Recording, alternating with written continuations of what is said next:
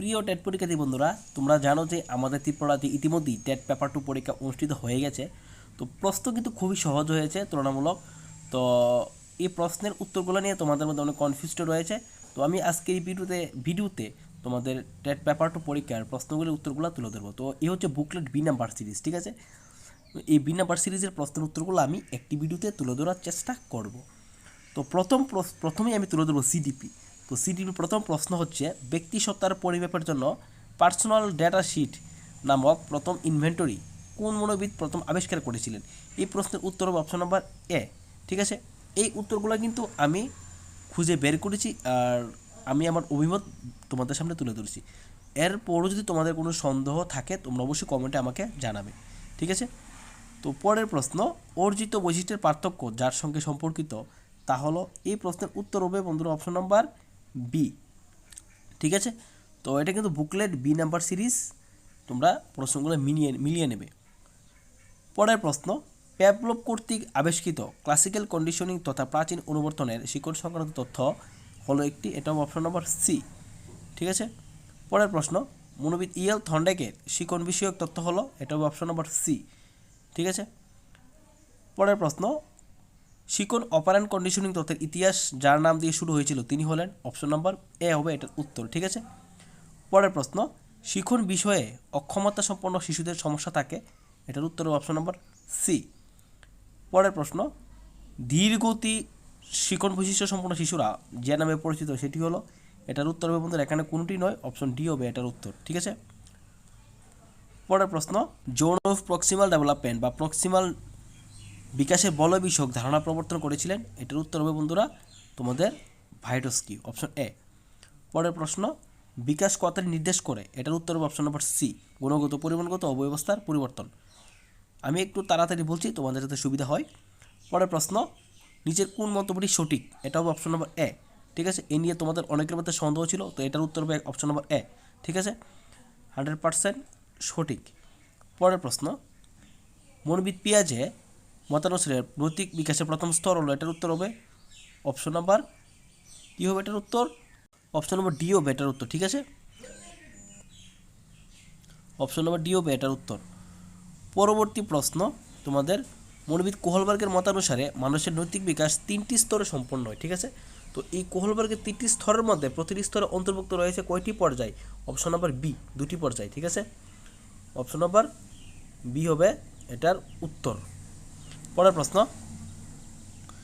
ব্যক্তিসত্তা প্যাটার্নের 2টি প্রধান উপাদান হলো, ঠিক আছে, এটার উত্তর অপশন নাম্বার সি হবে এটার উত্তর।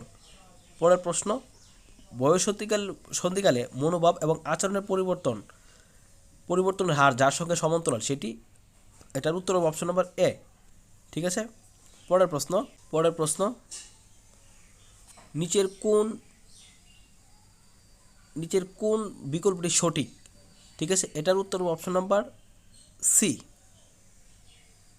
পরের প্রশ্ন, 16 নম্বর প্রশ্ন, বুকলেট নম্বর বি সিরিজের নিচের কোন মন্তব্যটি সঠিক, ঠিক আছে। তো এখানে অনেকগুলো অপশন দিয়ে দেওয়া হয়েছে, এর উত্তর হবে অপশন নাম্বার ডি, ঠিক আছে, অপশন নাম্বার ডি হবে এর উত্তর। পরের প্রশ্ন, প্রতিবাদক শিশু হলো সেই শিশু যে, এর উত্তরটা হবে, এই প্রশ্নের উত্তরটা হবে অপশন নাম্বার সি।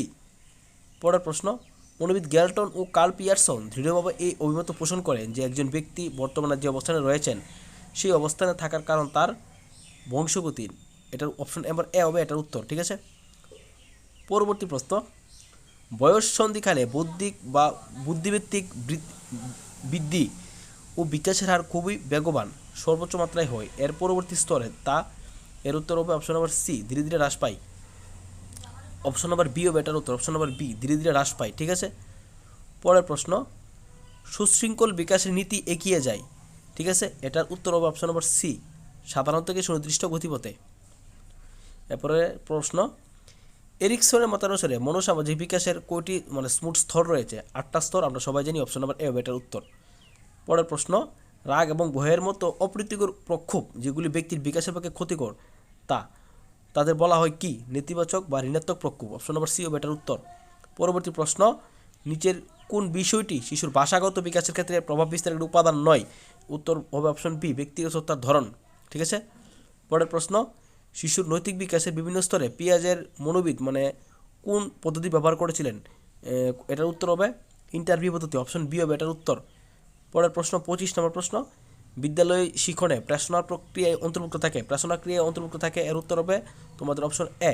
ঠিক আছে, পরের প্রশ্ন, পার্সোনালিটি এ সাইকোলজিক্যাল ইন্টারপ্রিটেশন গ্রন্থটি লেখককে, এর উত্তর হবে অপশন নাম্বার সি, আলপোর্ট। ঠিক আছে, পরের প্রশ্ন 27 নম্বর প্রশ্ন, এই প্রশ্নটা নিয়ে অনেকের ডাউট রয়েছে, এই প্রশ্নের উত্তরটা অপশন নম্বর ডি, কোনটি নয়, কৃতাপরাধীরা হলো, এর উত্তর অপশন ডি, কোনটি নয়। পরের প্রশ্ন, শিক্ষণ নির্ভর করে অনুশীলন ও অভিজ্ঞতার ওপর। ঠিক আছে, অপশন এ হবে এটার উত্তর। পরের প্রশ্ন 29 নম্বর প্রশ্ন, নিচের কোনটি সমস্যা সমাধানের জন্য পরিকল্পিত পদ্ধতি নয়? ঠিক আছে, পরিকল্পিত পদ্ধতি নয় নিচের কোনটি? এর প্রশ্নটা হবে অপশন নাম্বার সি, শনাক্তকরণ পদ্ধতি। ঠিক আছে, আইডেন্টিফিকেশন, এটা একটা সমস্যা সমাধানের পদ্ধতি নয়। ঠিক আছে, আজকের শেষ প্রশ্ন, প্রেষণার আত্মপ্রকাশমূলক তত্ত্ব গঠন করেছিলেন কে? ঠিক আছে, তো এটা হবে তোমাদের অপশন ডি, কেউই নন। ঠিক আছে, অপশন ডি হবে এটার উত্তর।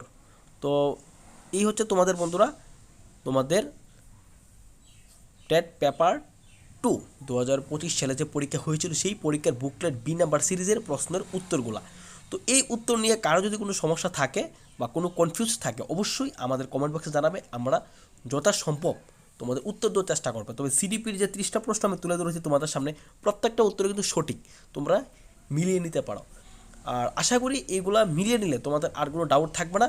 আমি ডাউটফুল কোশ্চেন সবগুলো প্রশ্নই তোমাদের সামনে তুলে ধরার চেষ্টা করেছি, প্রত্যেকটা প্রশ্ন তোমাদের উত্তর আমি তুলে দিয়েছি। ঠিক আছে, তো এখানে মোট 30টা প্রশ্নের উত্তর তুলে ধরলাম। তো আমি পার্টের মাধ্যমে তোমাদের বাংলা, ইংরেজি, তারপর তোমাদের সমাজবিদ্যা, তারপর তোমাদের সমাজবিদ্যার যে প্রশ্নগুলো সবগুলো আমি তোমাদের উত্তর দিয়ে দেওয়ার চেষ্টা করব। আর প্রশ্ন কিন্তু তুলনামূলক তোমাদের সহজ হয়েছে, তোমরা যতটুকু আশা করেছিলে যে প্রশ্নটা কঠিন হবে এরকম কিন্তু ডেথলি প্রশ্ন খুব কমই দিয়েছে। তো মোটামুটি প্রশ্ন দিয়েছে সোজাই, কিন্তু একটু ঘুরিয়ে দিয়েছে। তোমরা যারা প্রশ্নটা একটু বেসিক্যালি বুঝে আনসার করেছো তোমাদের জন্য কিন্তু মার্কস ওটা খুবই সোজা। তো এই প্রশ্নে পাশ করা একদম সোজা। 2021 সালে যে পরীক্ষা হয়েছিল সেই পরীক্ষার প্রশ্নের মতোই প্রশ্ন করেছে, এত কঠিন প্রশ্ন করেনি, তোমরা অবশ্যই জানো। তো আশা করি তোমরা এই প্রশ্ন থেকে অবশ্যই সফলতা পাবে। তো বন্ধুরা, আমাদের পরবর্তী যে ভিডিও আপলোড হবে তোমাদের টেট পেপার 2 অন্যান্য সাবজেক্টগুলো নিয়ে আমরা ভিডিও আজকে দিয়ে দেবো। আর অবশ্যই আমাদের চ্যানেলে চোখ রাখবে, তোমরা সমস্ত প্রশ্নের টেট পেপার 2 এর উত্তরগুলো তোমরা পেয়ে যাবে। আর আমাদের চ্যানেলের উত্তরগুলো আশা করি তোমাদের কাজে লাগবে, যেগুলো সঠিক উত্তরগুলো আমরা দেওয়ার চেষ্টা করব।